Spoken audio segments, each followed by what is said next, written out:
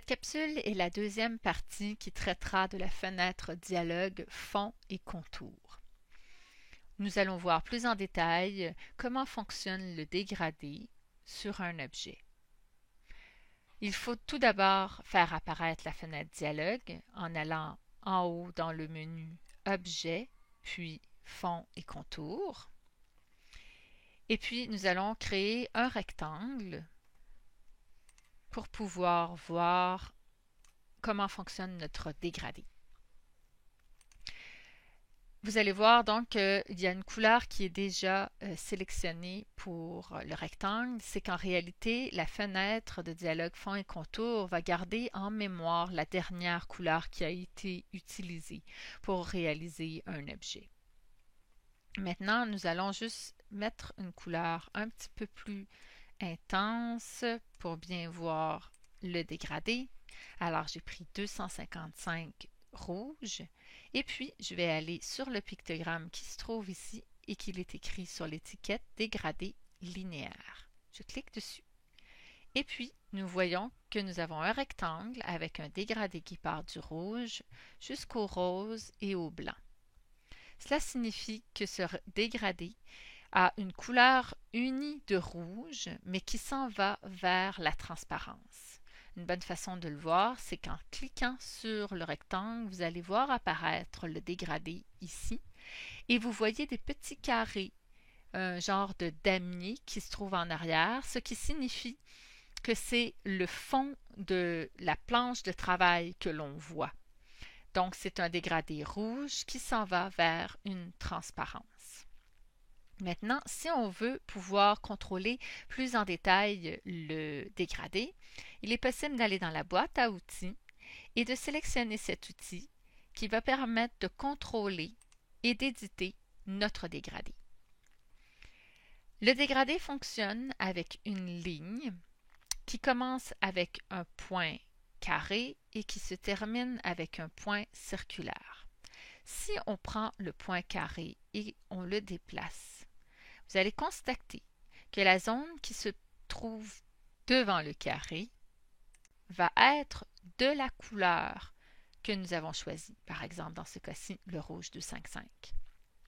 Et de l'autre côté, si nous prenons le cercle et nous le rapprochons, vous allez voir que la zone qui suit le cercle va être la partie transparente du rectangle. Donc, c'est une façon de gérer, disons, le dégradé à l'intérieur d'une forme, mais il est également possible d'ajouter des points pour soit mettre d'autres couleurs ou soit modifier l'intensité du dégradé. Il faut simplement double-cliquer sur la ligne et nous allons générer donc un nouveau stop. Il est possible de prendre ce stop et de lui mettre par exemple une couleur plus rosée. Donc vous allez voir maintenant que le dégradé se passe du rouge au rose, puis au transparent. Il est possible d'ajouter également ce genre de stop en cliquant sur l'un d'eux et en allant en haut dans la barre de contrôle de notre outil dégradé. Ici, décalage, on rajoute un autre stop pour pouvoir mettre une autre couleur. Ce stop rajouté grâce à cet outil va se faire au milieu entre deux points. Alors que si vous double-cliquez vous-même dans une zone quelconque, vous allez décider exactement le point où vous voulez ajouter un autre stop. Et puis, on peut changer la couleur comme je viens de le faire en cliquant tout simplement. Voyons maintenant la barre de contrôle de l'outil dégradé qui se trouve en haut sous le menu principal. Les deux premiers icônes vont vous permettre de choisir entre un dégradé linéaire ou un dégradé radial.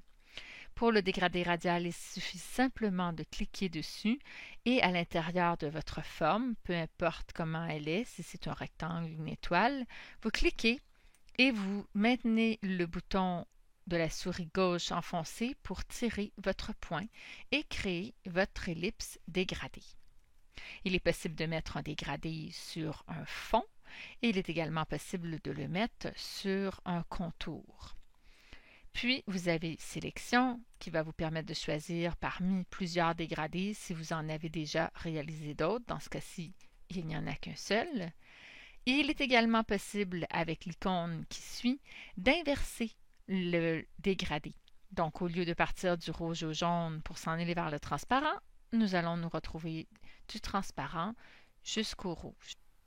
Si on souhaite avoir un effet miroir à l'intérieur de notre forme, pour le dégradé, il suffit de choisir dans Répétition le menu déroulant réfléchi et déplacer soit notre point circulaire ou notre point carré au centre, par exemple, de notre forme, et nous allons voir que le dégradé sera réfléchi un peu comme un effet miroir. Si nous prenons Direct, le dégradé va se répéter un peu comme sous la forme d'un motif à l'intérieur de notre forme. Pour ce qui est des stops, si vous voulez savoir la couleur que vous avez mise à quel endroit dans la ligne du dégradé, il suffit simplement de cliquer sur la couleur et le point du stop va devenir bleu. À ce moment-là, il est possible de changer la couleur aussi et elle se modifiera dans le menu déroulant. Dans la section Décalage, c'est simplement pour situer l'endroit où se trouvent les nœuds, ou disons les stops, dans le dégradé. Finalement, je vous invite à explorer les autres sections de la fenêtre Dialogue fond et contour, c'est-à-dire le dégradé en filet, qui va vous permettre de faire un dégradé avec 4 points principaux dans lesquels on peut modifier la couleur. Puis, il y a également les motifs. Donc, en cliquant dessus, vous allez avoir un menu déroulant dans lequel il se trouve plusieurs sortes de motifs. Et la dernière section, c'est l'échantillon. Nous allons le voir dans une prochaine vidéo. Merci d'avoir suivi ce tutoriel.